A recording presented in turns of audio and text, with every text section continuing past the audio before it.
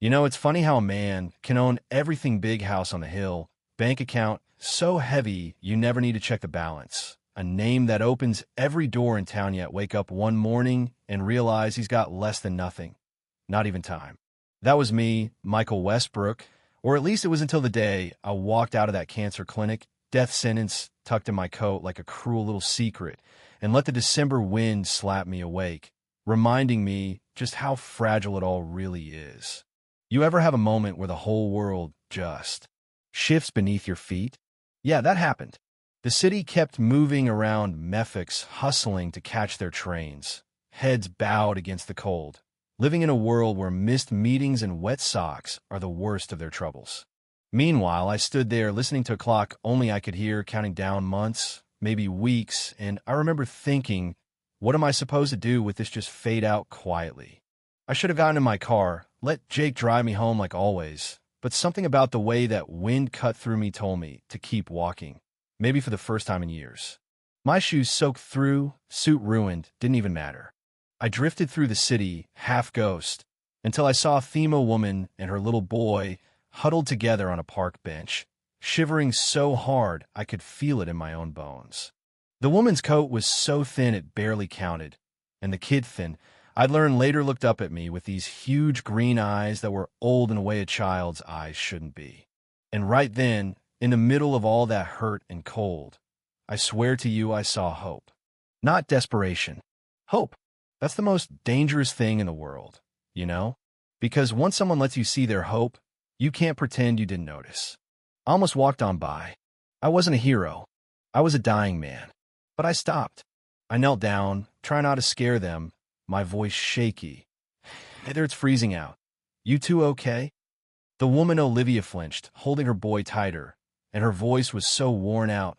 We don't need anything. But Ethan, he couldn't stop staring at me, like he was trying to work out if I was a good guy, or just another stranger you crossed the street to avoid. I told her, I'm not here to hurt you. I can't walk away, not tonight. There was this silence, and then Ethan tugged on her sleeve, and Olivia finally said her name.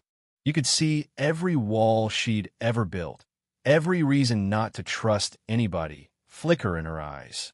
But she let me help. I wrapped my coat around her shoulders. She almost jumped, but then let it happen and I picked up Ethan, who was so lighted about broke my heart. We flagged a cab, piled inside, heater blasting like a little miracle, and I took them to Sunset Mall. I didn't have a plan, just this wild need to get them warm, safe, something. Inside the mall, under all those bright lights, you'd never know there was a world outside where people froze and starved. Olivia kept close, looking over her shoulder, but Ethan, his eyes lit up at the giant Christmas tree, and I realized I couldn't remember the last time I'd looked at anything with wonder. We got them new coats, boots, everything warm I could find. Ethan chose a red parka, like a superhero's cape-an. I told Olivia not to worry about the price. She wanted to argue, but she was too tired. Sometimes you have to just accept the lifeline, you know? Walking them back out into the night, I couldn't send them to a shelter. Felt wrong. Too cold. Too impersonal. So I blurted, come stay in my place. Just for tonight. You can lock the door. I'll sleep downstairs. I could see her weighing every possibility. Was I another threat? Another man with an angle? But she said yes. And that silent drive through falling snow, Ethan curled up asleep in his new coat, is a memory I still carry. My house probably looked like a palace to them high ceilings, marble floors, the whole thing empty as a church on Monday. Olivia whispered, this place it's like a hotel. I just laughed, told her, feels a lot emptier than one, trust me. I gave him the guest room, pointed out the lock, and for the first time in forever, I sat down on my couch and let the quiet settle over me. There was a peace in that, listening to another soul breathing under my roof, realizing that for once, I wasn't alone with my thoughts. Upstairs, Olivia sat with Ethan, brushing his hair, maybe letting herself believe just for tonight that the world wasn't all bad. She didn't sleep much, I know, but she let herself hope, and that's no small thing. Next morning, sunlight spilled through the windows like a promise, and for the first time in years, I woke up without that familiar dread. Instead, I heard laughter, Ethan's laughter ringing through my kitchen. Olivia was there, barefoot, making pancakes like she belonged, and she looked at me with this shy smile. Hope you don't mind. Thought I'd say thank you properly. God, that moment nearly broke me. We ate together, talked about nothing and everything. Ethan told me about the Christmas tree, about dreams of magic doors, and Olivia started to relax, just a little. That's when I made the decision. Didn't even think, just said it. I want you both to stay, as long as you need. Olivia's fork hit her plate, she couldn't believe it. You don't even know us. And I said, I know enough. I know what it's like to have everything and nothing that matters. Time started to move differently after that. Olivia found work at a bookstore, Ethan started kindergarten, and every day we grew a little closer. Dinners together, movie nights with hot cocoa spilled on the couch, Ethan begging to help untangle Christmas lights, Olivia talking about the book she loved. I started living for those small things, the way Ethan's face lit up over pancakes, or how Olivia smiled when she thought I wasn't looking. Yeah, the headache still came. The pain. There were days I couldn't get out of bed, days Olivia just sat by me in silence. No questions, just presence. I never told them, not right away. How do you tell the people who saved your soul that you're slipping away? But the truth finds you.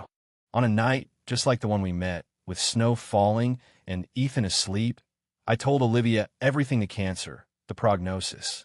I was shaking, braced for her to pull away. But she reached for my hand, steady and strong. You gave us a home, Michael. We're not leaving. And that was that. We became a family in a way money can't buy.